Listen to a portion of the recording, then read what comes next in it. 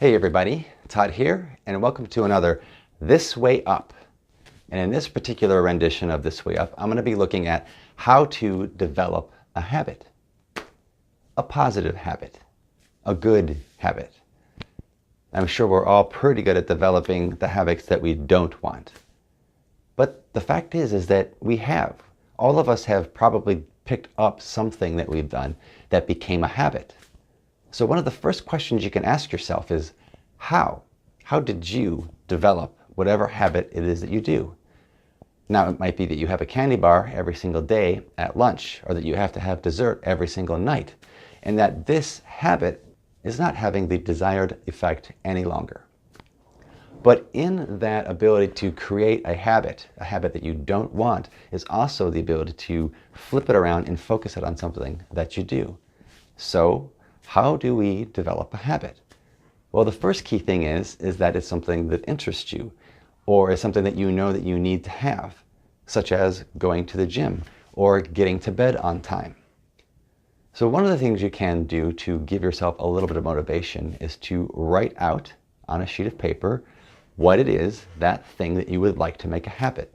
The more that we can define it, the more we can put it in the back of our mind and let it just sit there, the more likely it'll be something we begin to move towards. This is pre-contemplation when it comes to our levels of motivation and engagement. We want to start to just play around with, how do we bring this into existence? Then you can ask yourself the simple question, how will I do this? And then I'm going to ask you to stop thinking about it. Just put it off to this in the morning, sit there and say, how could I possibly put more physical activity into my day? And then go about the rest of your day. Just let it go, 24 hours. Try not to think too heavily of it.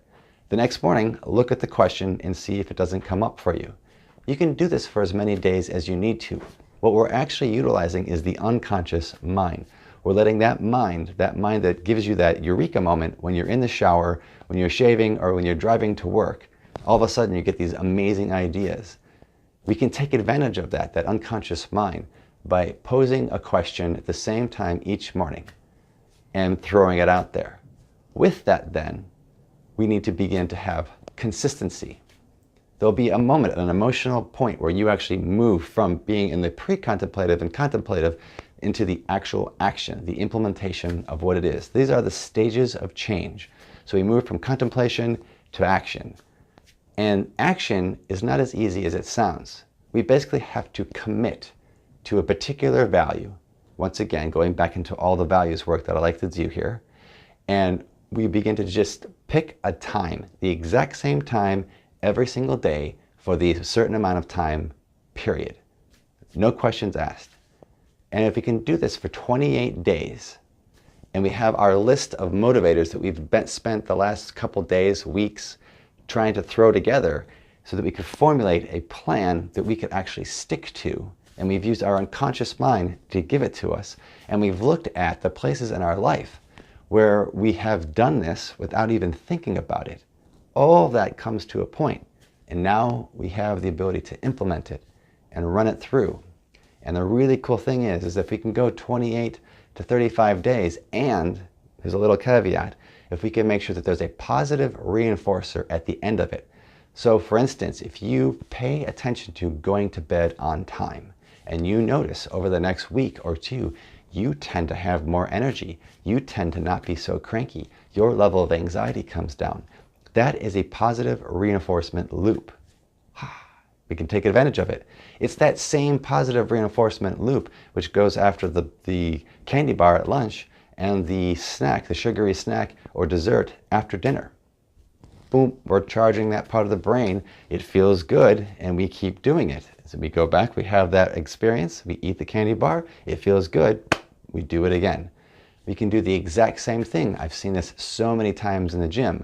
I used to, as a personal trainer, help people focus on their arms. Why their arms? Well, because the arm was one of the first places that they would actually notice a new cut, or that they could actually lift groceries out of the back of their car with way less problems than they had before.